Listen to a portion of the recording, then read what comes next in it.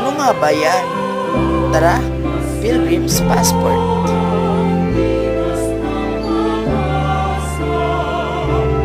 Ang Pilgrim's Passport ay nagsisimbolo sa bawat simbahan ng mga na-pilgrims ngayong 2025.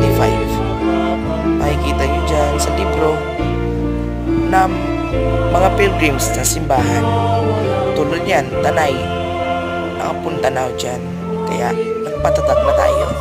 Yan po ang Pilgrims of Hope 2025 of the Holy Cross. Kaya ano pang hinihintay nyo?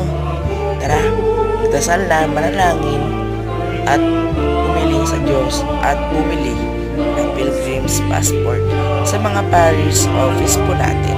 Maraming salamat po.